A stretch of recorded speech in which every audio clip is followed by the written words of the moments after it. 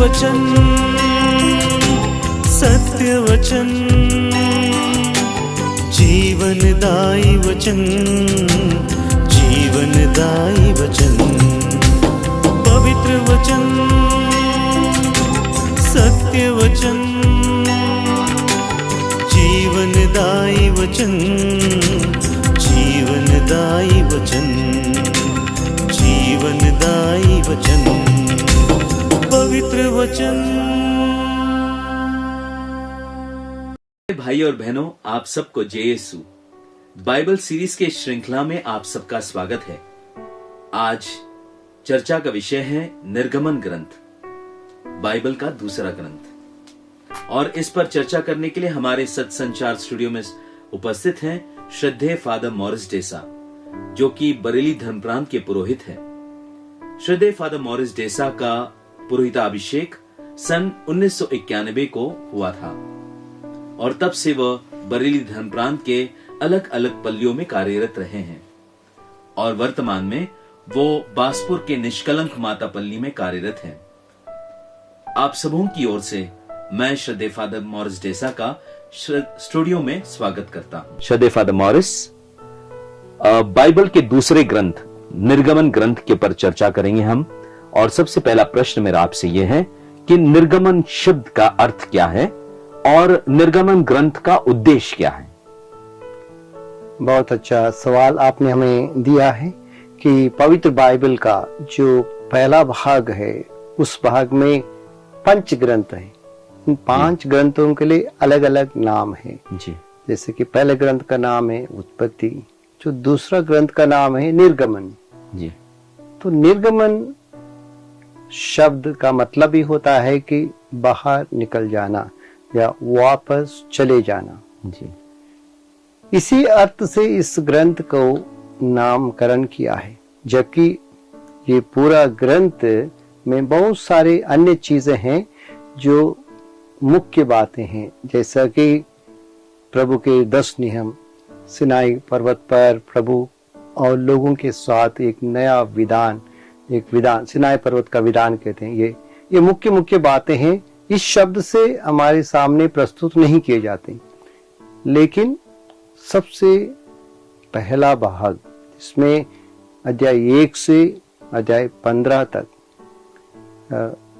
का सारा मतलब इस शब्द में निहित है जी। मिस्र देश में गुलामी के रूप में रहने वाले इब्रानी लोगों को वहां से निकालकर आजादी की ओर ले चलने का जी, ये प्रक्रिया को निर्गमन कहा गया है जी। और ये बहुत बड़ी एक प्रक्रिया रही, एक आसानी से नहीं कि एक दिन डिसाइड करके कल निकल जाए, नहीं, बहुत उसके लिए उन्हें कार्य करना पड़ा।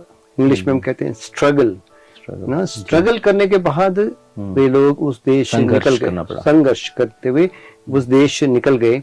तो इसलिए इस ग्रंथ का नाम निर्गमन रखा गया है और इसके द्वारा बहुत अच्छी ढंग से उस महान घटना में न केवल एक नेता, न केवल लोगों के अगुवाई, बल्कि स्वयं सर्वशक्तिमान ईश्वर का कार्य इस ग्रंथ का मुख्य उद्देश्य निर्गमन के बारे में हमें समझाता है।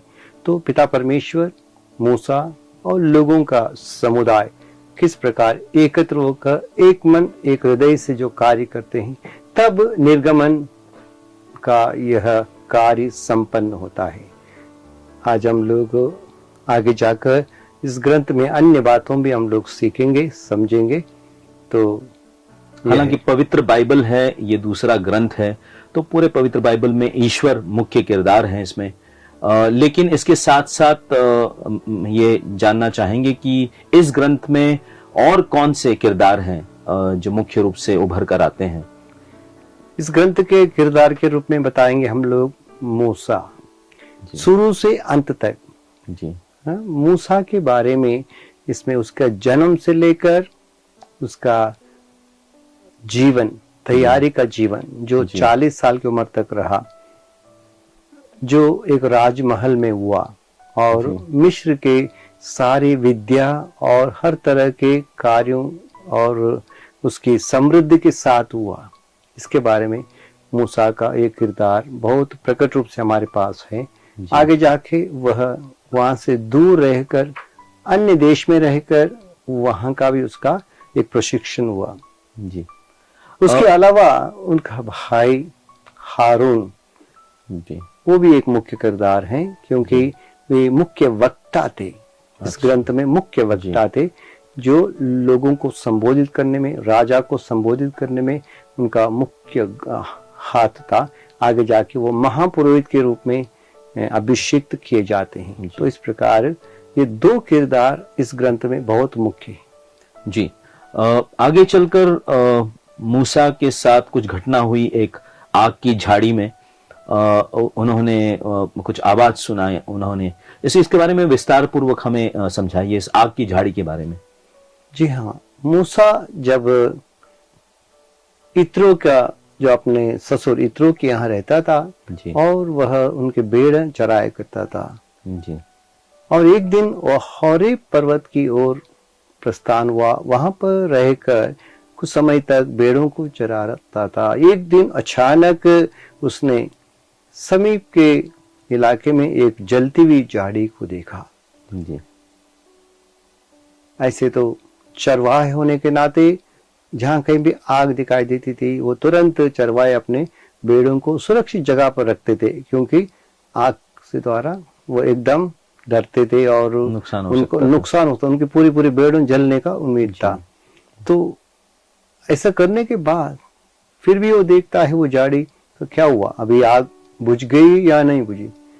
वो आग घंटों से जल रही है लेकिन बुझ नहीं रही है। उसको खुद वो देखने लगा, ये क्या बात है, चलो मैं नजदीक जाके देख के आता हूं। कुछ अद्भुत सा लगा उन्हें। हाँ, क्या रहस्य है कि जो है ना घंटों पर एक ही झाड़ी जल रही है, न आग फैल रही है न आग बुझ रही है। ये एक विचित्र दृश्य उसको देखकर जब नजदीक गया और उसको अपने आंखों से अच्छी तरह से देखने के लिए बहुत समीप पहुंचा, निरीक्षण करने के लिए पहुंचा। वचन कहता है निरीक्षण करने के लिए पहुंचा। जब निरीक्षण कर रहा था अचानक वहां से एक आवाज आई, मूसा मूसा, और चौंक गया। मैंने कहा इस आग के बीच में से, वचन कहता है, एक स्वर्गदूत उनसे बोला। इस प्रकार वहां पर उसका वर्णन है कि ईश्वर की वाणी उसने पहले बार सुनी उस झाड़ी से, जलती हुई आग से। ऐसे तो मूसा को उस समय तक ईश्वर से कभी भी आमने सामने बात करते समय उन्होंने कभी ना सुना था ना जानता था।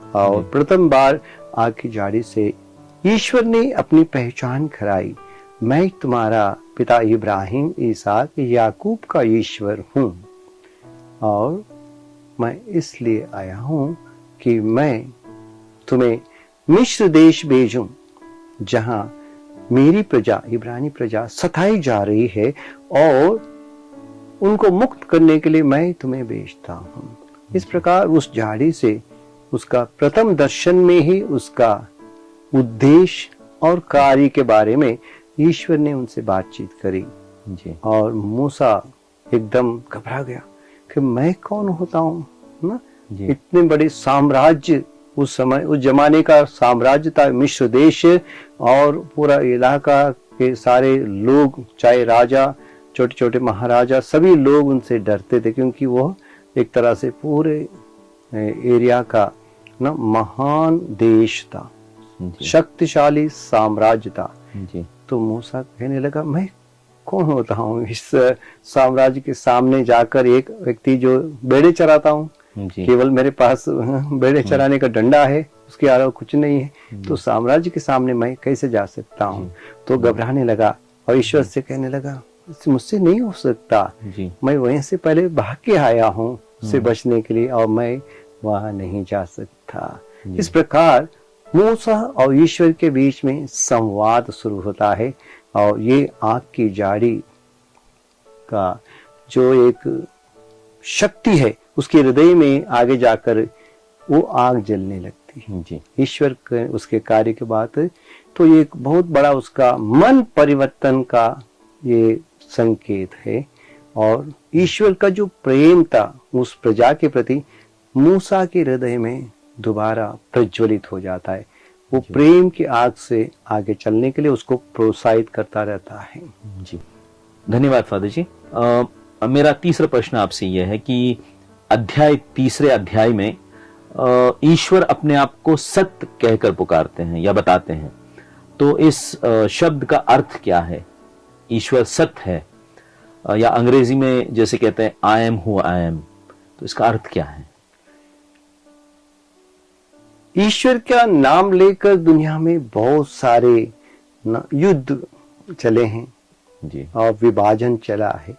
जी, ईश्वर का नाम क्या हो सकता है?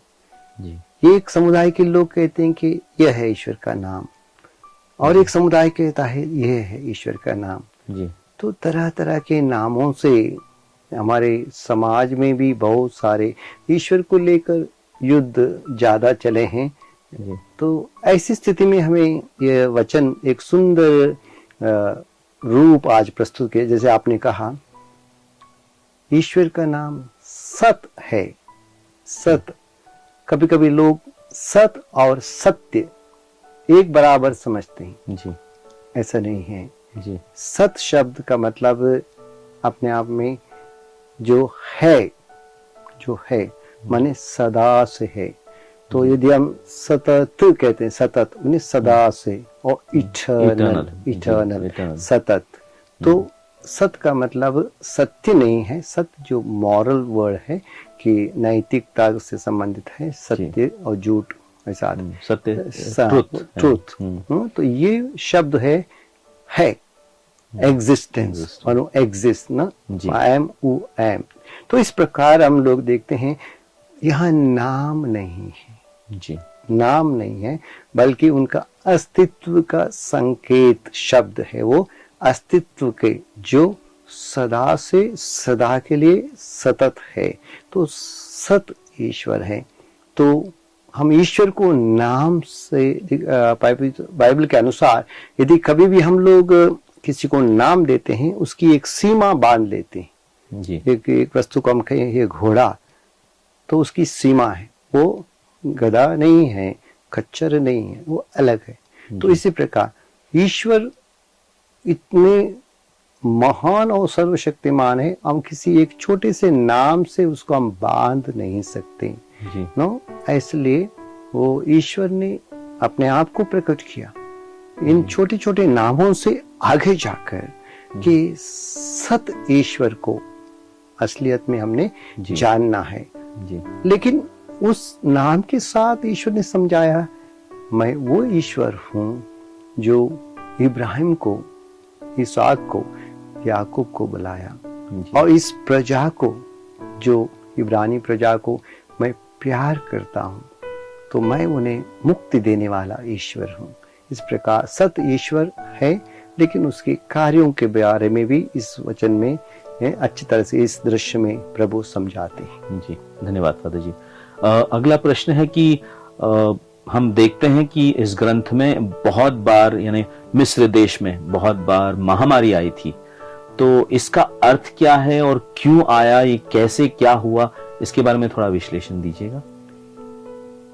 मूसा फिरौन के पास भेजा गया था जी, और फिरौन राजा चक्रवर्ती थे, और वहां पर इब्रानी लोगों को गुलामी कराते थे। जी, आजकल के टर्मिनोलॉजी हम कहेंगे फ्री लेबर। वो अपने घरों में रहते थे, लेकिन वहां के काम करने के लिए फ्री लेबर इब्रानी लोगों को इस्तेमाल करते थे, क्योंकि वे वहां के स्थायी निवासी नहीं थे, प्रवासी थे। वहां कर कुछ समय पहले आके बसे हुए थे, इसलिए वहां का स्थायी निवासी नहीं कहलाते थे। तो ऐसे लोगों को वहां से निकाल लेने का जो प्रयत्न मूसा ने प्रस्तुत किया, उस समय राजा ने उसको बिल्कुल नकारा। और मूसा ईश्वर के द्वारा भेजा हुआ उनका नायक था, लीडर था। तो ईश्वर ने मूसा से कहा, मैं कुछ चिन्ह चमत्कार दिखाऊंगा जिसके द्वारा राजा आपको और आपके सारे इब्रानी प्रजा को जाकर अलग देश जाने के लिए वो आपको क्या परमिशन दे। इस प्रकार की बातें ईश्वर ने कहा। तो उन्होंने तरह तरह के वहां पर चिन्ह चमत्कार भेजे, जैसे कि नील नदी का पानी। ईश्वर ने कहा अपना जो डंडा लेकर वहां नील नदी के पानी में उसको डुबो दो और तुरंत नील नदी का पानी और सारा पानी उस इलाके का बिल्कुल रक्त जैसे लाल हो जाएगा। तो ये पहला एक तरह की महामारी आई। आगे जाके बहुत सारी महामारियां आई, मेंढकों की महामारी आई, उसी नदी से मेंढक बनकर इतना फैल गई। तो कभी महामारी आता है तो राजा घबरा जाता, बोलता है कि दया करो, ईश्वर से प्रार्थना करो ये हट जाए और हम आपको जाने देंगे, स्वतंत्र करेंगे। लेकिन उस मामले में भी वो थोड़ी सी बात कहता है, जैसे कि आज के पॉलिटिशियन कहते हैं, उसी प्रकार का वो भी एक अच्छा पॉलिटिशियन था। तो उन्होंने पूरे को नहीं स्वीकारा, थोड़ा सा एक एक इंच एक एक कदम आगे बढ़ता गया। तो इस प्रकार महामारी बढ़ती गई ना। आगे जाके हम देखते हैं ओले पड़े तो बहुत सारे चीज नष्ट हो गया। तब उसने प्रार्थना करने के लिए कहा मूसा से, तो वहां पर समाधान आ गया। लेकिन राजा उसको मुखर जाता था। इस प्रकार करते करते 9 विपत्तियां आ गई, एक नहीं दो नहीं 9 विपत्तियां। 9 बार उसने नकारा, मतलब मुखर गया अपने शब्दों से। और आखिर 9वें बार उसने कहा तुम मेरे सामने नहीं आना, और उसको बिल्कुल उसके प्रेजेंस में आने पर सावधान कराया, जिस दिन तुम मेरे सामने पड़ोगे मैं तुम्हारा ना वध कर लूंगा। तो मूसा को बिल्कुल उन्होंने नकारा और पूर्ण रूप से प्रतिबंध लगा दिए। तो इस प्रकार 9 विपत्तियां हैं। आगे जब हम सुनते हैं कि 10वीं विपत्ति के बारे में भी आगे कहा गया है। इस प्रकार के मिस्र देश में विपत्तियों का एक बहुत बड़ा वर्णन इस ग्रंथ में, निर्गमन ग्रंथ में लिखा है। जी धन्यवाद फादर जी। और आगे चलकर एक बात जो बहुत ही महत्वपूर्ण है, जो एक पास्का भोज जो मनाते थे यहूदी लोग, तो इसके बारे में थोड़ा विस्तार से हमें समझाइए कि पास्का भोज क्या है, क्यों मनाया जाता था, कैसे मनाया जाता था ये। ईश्वर ने मूसा से कहा कि मैं एक महाविपत्ति मिस्र देश पर भेजूंगा, लेकिन इस विपत्ति से पहले आप लोगों को, जो इब्रानी प्रजा है, आप लोगों को कुछ करना होगा। आपको प्रार्थना बलिदान में शामिलित होना पड़ेगा। इसलिए सभी लोग तैयार करो एक बलिदान चढ़ाने के लिए। एक भेड़ या बकरा 1 साल का हो, बिना ऐब का, कोई उसमें दाग ना हो, अच्छा बकरा रखिए और उसका बलि चढ़ानी होगी। जी, यानी प्रार्थना करनी होगी ईश्वर से और दया मांगनी होगी कि ईश्वर की कृपा से उनको मुक्ति मिले।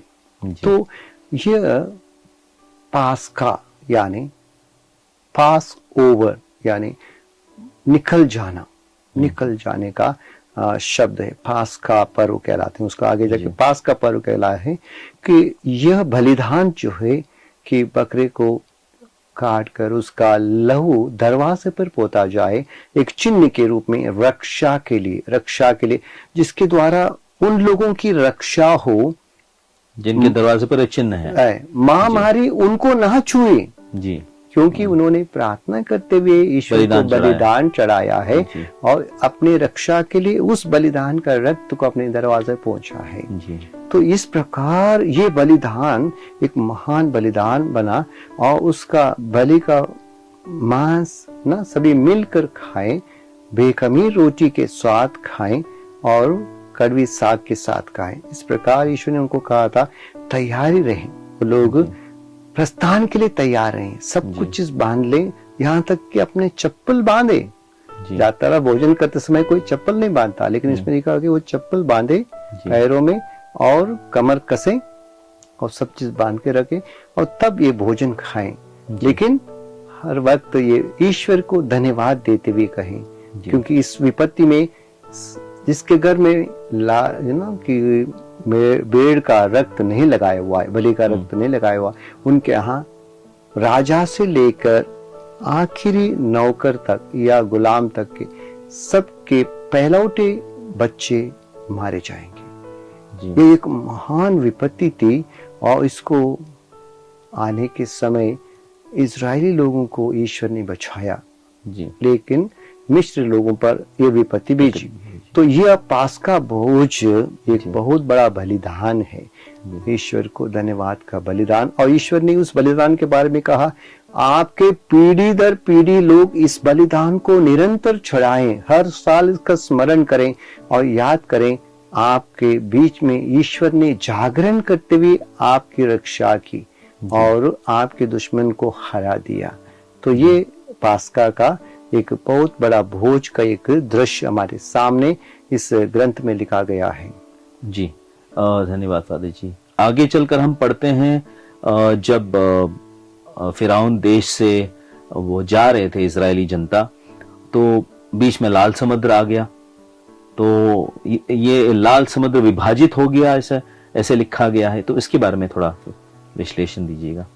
हाँ, इसी ग्रंथ में लिखा गया है कि मिस्र से निकालने के बाद वे लोग रामसेस से निकले, लेकिन वहां से वो हाईवे पकड़कर सीधा कनान देश जा सकते थे, जी, जहां फिलिस्तीन लोगों का देश बीच में पड़ता था। उसको पार करने के लिए हाईवे था, लेकिन ये मूसा की चतुराई थी। जी, चतुराई क्या थी कि देशों के साथ संधि थी। यदि इस देश के कोई लोग उस देश में चले जाएंगे, क्योंकि वो बहुत बड़ा चक्रवर्ती था, उनके वहां के वापस ला सकते हैं उनको पकड़ के, क्योंकि गुलाम भाग गएंगे, उनको पकड़ के ला सकते हैं। तो उन्हें रेगिस्तान के इलाके से मूसा निकाल के लाया, लेकिन आगे निकलने पर फिर एक बार फरौन की सेना कुछ दिनों के बाद उनको पीछा कर कि वापस लाना चाहती थी। वापस क्यों लाना चाहती थी?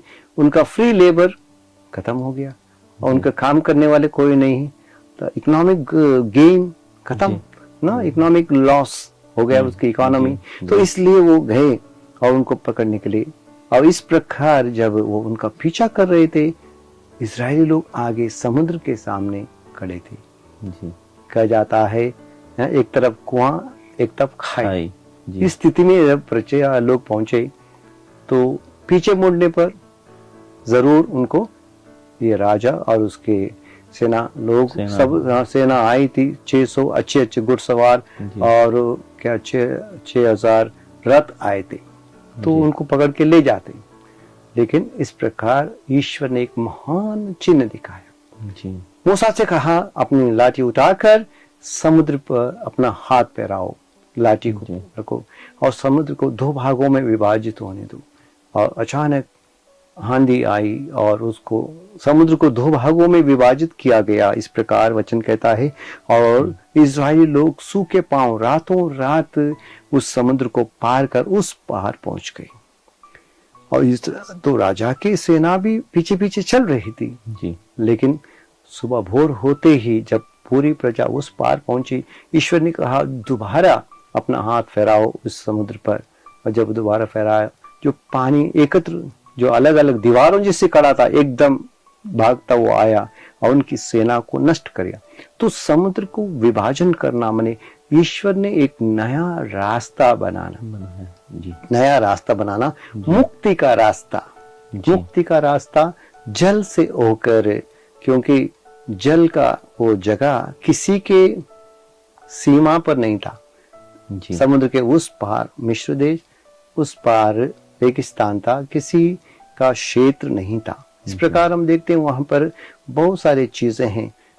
सामाजिक दृष्टि से भी वो बहुत ही मुख्य एक कदम था। और इस प्रकार ये समुद्र में 2 भाग करना ईश्वर का एक महान चमत्कार था, जिसके द्वारा लोगों ने ईश्वर की उनके प्रति प्रेम का अनुभव किया, उनकी रक्षा की और उनको जीवन प्रदान किया। जी धन्यवाद फादर जी। मेरा अगला प्रश्न आपसे ये है कि निर्गमन ग्रंथ में बताया गया कि ईश्वर ने अपने 10 नियमों को दिया मूसा के द्वारा लोगों को। इसके बारे में थोड़ा जानकारी दीजिएगा। जब वो सिनाई पर्वत पहुंचे, जो निर्गमन के बाद आगे जाते हुए रेगिस्तान पार करते हुए करीब 3 महीने के बाद वो लोग पहुंचे थे सिनाई पर्वत के तली पर जी। और उस जगह पर ईश्वर ने अपनी प्रजा के साथ एक दर्शन देकर उनको अपना एहसास कराना चाहा। इसलिए सिनाई पर्वत पर ईश्वर का दर्शन हुआ। तो ईश्वर का दर्शन मूसा को हुआ? नहीं, सारी प्रजा के सामने।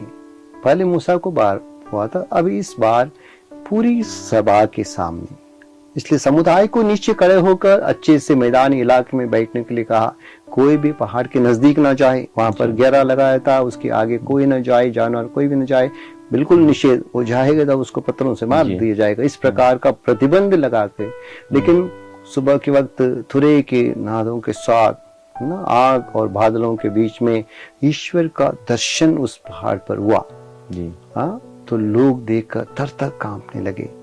लेकिन वहां से बहुत बड़ी ऊंची आवाज के साथ ईश्वर ने कहा, मैं तुम्हारा परमेश्वर हूँ जो तुम्हें मिस्र देश से निकाल लाया हूँ।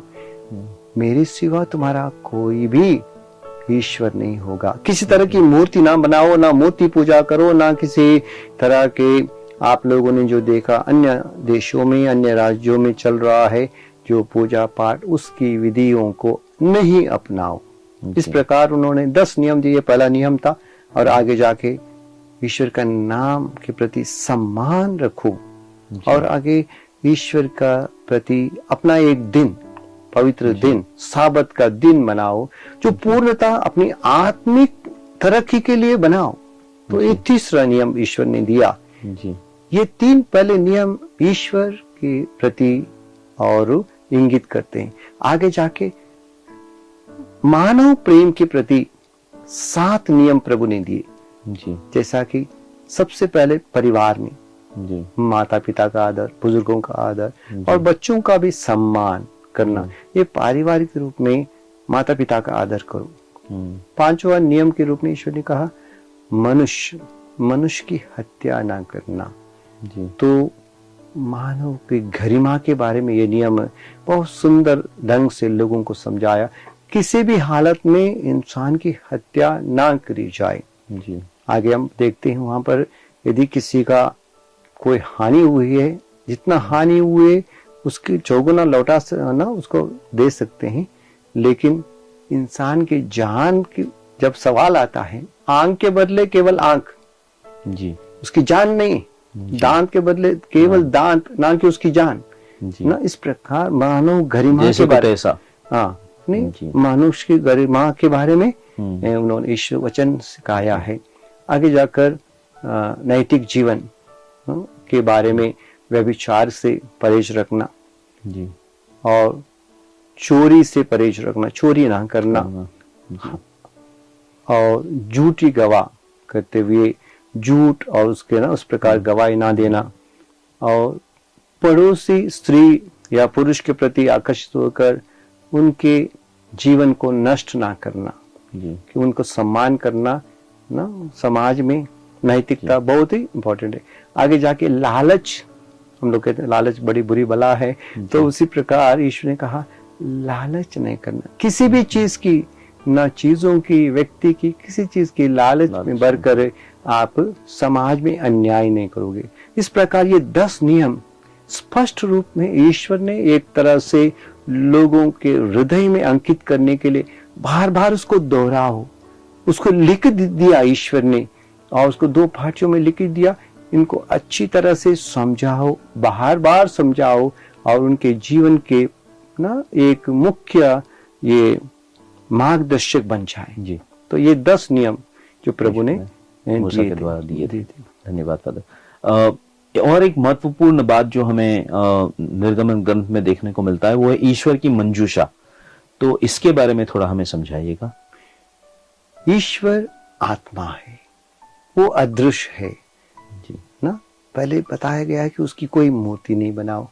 लेकिन हम ईश्वर से कैसे मिले, कहाँ मिले जी कहाँ जाकर उनके ना आराधना चढ़ाएं, पूजा चढ़ाएं जी। तो ये एक बहुत बड़ी समस्या आती है। तो ईश्वर मनुष्यों की समस्या तो जानता है। मूर्ति करना मना था, लेकिन ईश्वर ने कहा मैं ऐसे एक जगह पर आपको उपस्थित हो जाऊंगा, इसलिए आप एक नाप बताए वो वहां पर कि 2.5 हाथ लंबा 1.5 हाथ चौड़ा और 1.5 हाथ ऊंचा एक मंजूषा बनाना। जी। उस मंजूषा बनाने के अच्छा विवरण इसमें दिया है, किन किन चीजों को बनाना है, कैसे बनाना है। और उसके ऊपर जी। खेरुबों का एक जोड़ा बना के रखना। खेरुब यानी स्वर्गदूत, महास्वर्गदूत जो ईश्वर के सानिध्य में उनकी स्तुति दान करते हैं। जी। तो उनका एक आच्छादन बना देना जी। और वो एक छोटा सा मंदिर जैसे बनता है। जी। उसको मंदिर नहीं कहा गया, मंजूषा कहा गया है। उसके अंदर जी। जो वचन की 2 पाठियां जो प्रभु ईश्वर ने मूसा को दी थी, 10 नियम के लिखकर पाठ उनको रखना और उसमें मानना भी रखना। और आगे जाकर मूसा की जो छड़ी भी उसमें रख दी जाती थी और उस जगह पर ईश्वर की उपस्थिति रहती थी। जी। वहां लोग जाते थे जी। प्रार्थना करने के लिए, ईश्वर से परामर्श लेने के लिए, ईश्वर को धन्यवाद और स्तुति करने का जगह था। और वहां मूसा रोज आना चाहता था, दिया जलाकर वहां पर हर बात ईश्वर के सामने आमने सामने बात करता था। इस प्रकार कहा गया है उस मंजूषा बहुत पवित्र स्थान बन गया। और लेकिन वो एक जगह फिक्स नहीं थी, वो मंजूषा थी कंधों पर लेकर आगे बढ़ने के लिए, पुरोहितों के कंधों पर लेकर आगे बढ़ने का इस प्रकार का वो मंजूषा बनाई थी कि क्योंकि लोग यात्री लोग थे और यात्रा करते करते इस मंजूषा को हर जगह आगे लेते जाते थे और उसको स्थापित करते, अपना तंबू गाड़ते थे। जी, धन्यवाद सादे जी। आगे चलकर हम देखते हैं कि जब ये इजरायली जनता जा रही थी, यात्रा कर रही थी, तो जाहिर सी बात है कि सभी जगहों पर उनको तो भोजन तो प्राप्त नहीं हुआ, तो इसीलिए ईश्वर ने प्रबंध किया मन्ना की। तो इसके मन्ना के बारे में थोड़ा समझाइए। जी हाँ, रेगिस्तान में भोजन कहाँ से मिलेगा? वो भी लाखों लोग थे, 1-2 लोगों की बात नहीं है। और भोजन की कमी आज के जमाने में भी जी, कुछ जमाने में भी थी और रेगिस्तान में ऐसे ही भोजन की कमी है जी। तो ईश्वर मनुष्य को प्यार करता है जी। ये बात ईश्वर ने उस प्रजा को समझाना था। जब लोग भूखे और प्यासे ईश्वर को पुकारने लगे, हे प्रभु आपने हमें वहां के गुलामी से छुड़ा के लाया, लेकिन हम इस रेगिस्तान में भूख से मर जाएंगे जी। कितना दुख है, यहाँ पर यहाँ हर तरह की सुविधा की कमी है, हम लोग भूखे मर जाएंगे, हमारे बच्चे भूख से तड़प रहे हैं। तो मूसा से आके कहने लगे, तो मूसा ने ईश्वर से प्रार्थना करी। ईश्वर ने कहा, मैं तुम्हें प्रेम करने वाला ईश्वर हूं, कल सुबह तुम्हें भोजन के लिए पर्याप्त चीजें मिलेंगी। जब सुबह कोहरा हट गया, जमीन पर छोटे छोटे दाने जैसे एक परत दिखाई देने लगी। लोगों को पता नहीं यह क्या है, तो उन्होंने कहा, मालूम यह क्या है जी, यह क्या है? तो यही शब्द आगे जाके मन्ना कहलाया। इजरायली लोगों ने उसको मन्ना कहा। या मानो मतलब ये क्या है, क्योंकि उन्होंने नहीं पता था। लेकिन मूसा ने कहा, ये ईश्वर ने स्वर्ग से बरसाई हुई रोटी है, तो इसे आप लोग अपने जरूरत के अनुसार बटोर लेंगे, हर सुबह जाकर बटोर के लाएंगे। लेकिन ये केवल ईश्वर ने मन्ना का जो आहार बरसाया मात्र नहीं है, ईश्वर ने कहा रोज की रोटी इकट्ठा करना, ये शिक्षा थी। और इसी में ईश्वर ने सिखाया है हमें स्वार्थी नहीं बनना है, लालची नहीं बनना है। वहां पर लिखा है जिसने ज्यादा बटोरा, जब घर में जाके नापा तो इतना ही मिला जितना उस परिवार को चाहिए, जरूरत है, जरूरत के हिसाब से ही बटोरना है। हाँ, तो लेकिन वो बटोर के ज्यादा लाते थे कुछ लोग ना लालच से, लेकिन वहां जाकर कुछ बचा नहीं। और जिसको थोड़ा सा मिला था, जब उसने घर में जाके नापा, उसके लिए भरपूर मात्रा में मिला। तो इसी प्रकार की बात है, क्योंकि ईश्वर का बरसाई हुई रोटी है तो वह, लेकिन ईश्वर ने यह भी कहा कल के लिए नहीं रखना जी, यदि रखोगे वहां पर आज के लिए जितना पर्याप्त है उतना ही। आगे जाके हम देखते हैं ईश्वर ने भी यही सिखाया, आज की रोटी आज हमें दे जी। तो ईश्वर की शिक्षा यह है कि हमें जरूरत से ज्यादा संसार की चीजों से बटोर का इकट्ठा करते हुए अपने गोदाम भर के रखना कि दूसरों को भूखा रखना पड़ेगा।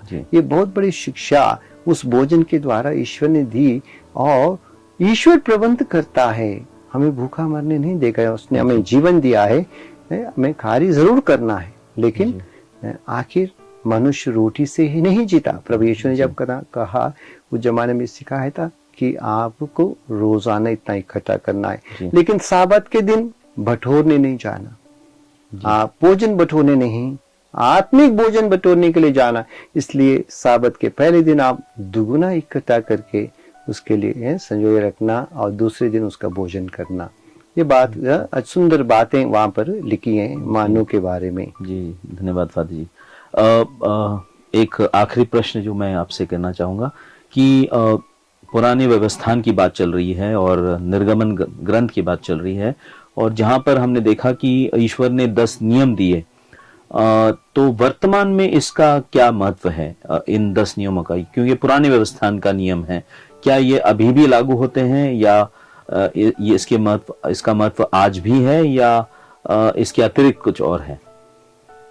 जी हाँ, प्रभु यीशु से यही सवाल पूछा गया था। एक नौजवान आया, एक मत्ती के सुसमाचार 19 अध्याय में हम देखते हैं, आकर कहने लगा, प्रभु अनंत जीवन पाने के लिए क्या करना चाहिए? जी, क्योंकि जब प्रभु यीशु आए, ये मूसा के दिए हुए नियमों के 1500 साल हुए थे, यानी पुराने हो गए थे, पुराने हो गए थे। तो प्रभु यीशु मसीह नया सुसमाचार सुना के आए थे, क्या करना चाहिए? लेकिन मत्ती 19 में लिखा है, आज्ञाओं का पालन करो। जी, नौजवान ने पूछा, कौन सी आज्ञा है? तब प्रभु यीशु सुनाते हैं, ये आज्ञाएं जो मूसा के द्वारा ईश्वर नियमों के बारे में बताते हैं। तो यानी यीशु ने कहा, इनको हमें पालन करना चाहिए वर्तमान में भी। तो यीशु के सुसमाचार के द्वारा ये आज्ञाएं पूर्ण हुए हैं, समाप्त नहीं हुए हैं। यही शिक्षा आज भी लागू है, और आज के जमाने में भी हमें सचमुच में एक ईश्वर को मानते हुए सबको भाई बहन मानकर चलने के लिए ये नियम हमें आज भी रेलेवेंट है, और इसके द्वारा किसी को हानि नहीं, बल्कि हर एक का उद्धार हो सकता है। बहुत बहुत धन्यवाद फादर जी। जाने से पहले एक बार मैं आपसे दरखास्त करूंगा कि हमारे सभी दर्शकों को आप अपने आशीर्वचन दीजिएगा, एक संदेश दीजिएगा। पवित्र वचन ईश्वर की प्रेरणा से लिखा है।